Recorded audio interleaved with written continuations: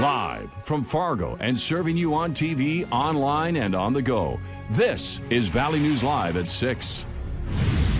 Cass County is hiring a lawyer to investigate social services. The move follows a complaint from an employee who described a toxic workplace within Child Protective Services. But not all commissioners are on board with this plan. Valley News Team's Joshua Pagaro was there when the decision was made to hire outside help. He joins us in the studio with details. Joshua? By the narrowest of margins, 3-2, Cass County commissioners have decided to bring in an attorney to find out what's going wrong within Cass County Social Services. There was this agreement among commissioners over costs and whether the county needs to launch another investigation. Today's move comes after a Cass County Sheriff's investigator looked into allegations of a hostile workplace at Child Protective Services. The investigator reported that problems of high turnover, heavy caseloads, and unhappiness among CPS employees. Some commissioners said, or they even wondered whether the same problems exist in other Cass County agencies. They're also hoping this new investigation will come up with suggestions for moving forward. The two commissioners that voted no, Ken Pollack and Rick Steen, pushed back against this move, citing the potential price tag for taxpayers. They threw figures out like $275 an hour, and an overall cost that could get to $15,000. Cass County will be meeting in a couple of weeks with the attorney to outline the investigation. Mike? All right, thanks. Commissioners earlier today indicated that they want to hold the executive director of Cass County Social Services accountable for what's happening within the agency, and they're hoping that this investigation will give them a starting point. The 54-year-old man involved in a downtown Fargo shooting has been charged with attempted murder.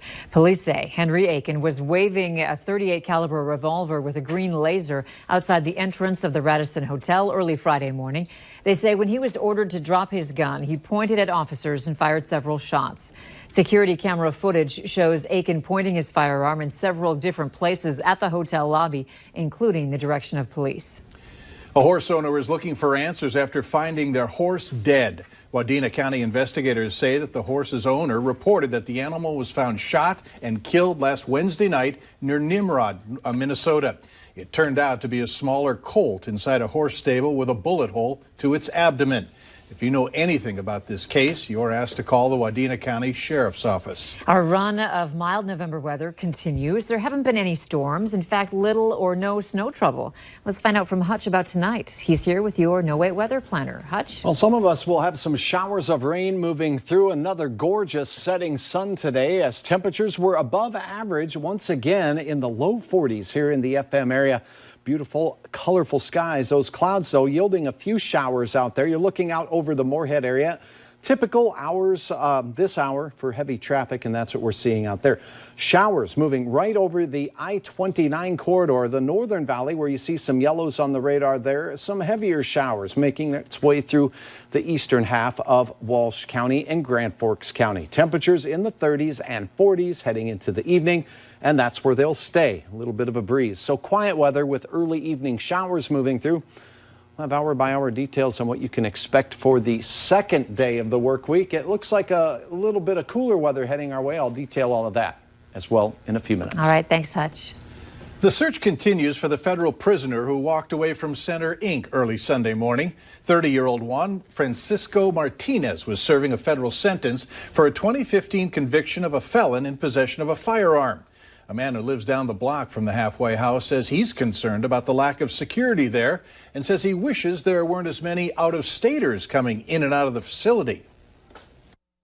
If he's a federal prisoner, he should be under some sort of mandatory in and out system. There still has to be accountability as to his whereabouts 24/7 until he is no longer a federal convict. We reached out to Center Inc. today. However, they said that they are unable to make a comment at this time. Moorhead police are still trying to find 29-year-old Stephen Foster after a high-speed chase.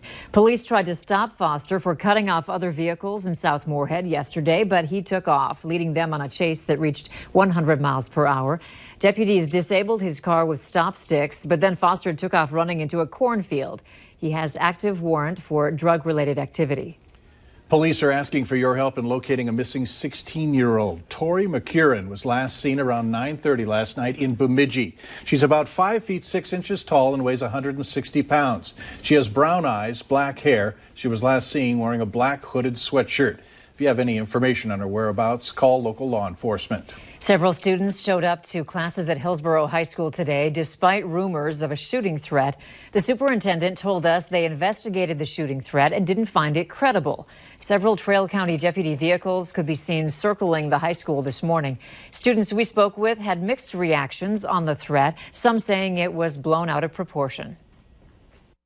One parent posted on Facebook and it just blew up and nobody knew anything about it, and they just kept rambling on. People kept making rumors, and I just think that it was blown out of proportion. I mean, it could be serious, but I'm expecting to come out of this day fine. The school's superintendent declined to speak on camera, but says high school attendance today was at 91%. The average is 96%. Everyone's breathing easier surrounding the unknown odor at Lewis and Clark Elementary School in South Fargo earlier today. It was so bad the school was temporarily evacuated. We found out later the odor was nothing serious. It was a faulty sump pump in the building. A new one was installed. Fresh water was flushed through the system, and emergency crews gave the all clear to return to school. Some Minnesota doctors are warning you to be on the lookout for a potentially life-threatening illness.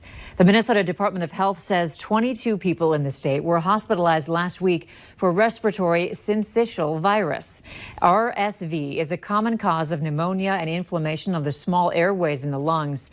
The CDC tells parents to be on the lookout for common cold symptoms, along with irritability, decreased activity, decreased appetite, apnea or pauses while breathing, and sometimes fever.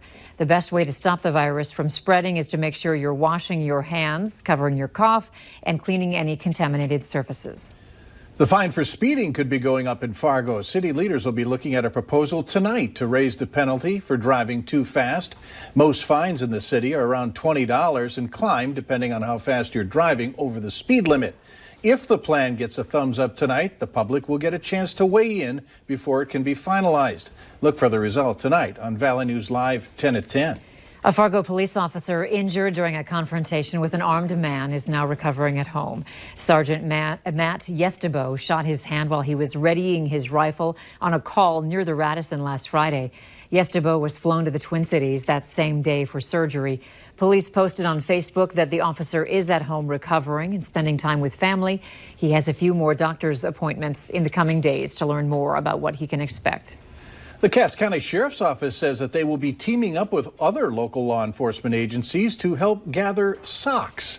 It's an effort to make sure that there are no children or adults locally that go sockless this winter. If you would like to help, you can drop off socks anytime at the Cass County Courthouse. Later on Valley News Live at 6, Minnesota's governor continues his push to resolve the legislative impasse over insulin. And we have some cold November rain falling here in the valley. I'll have details on where it's going, and we do have some significant changes for midweek. We'll talk about all of that coming up right after this.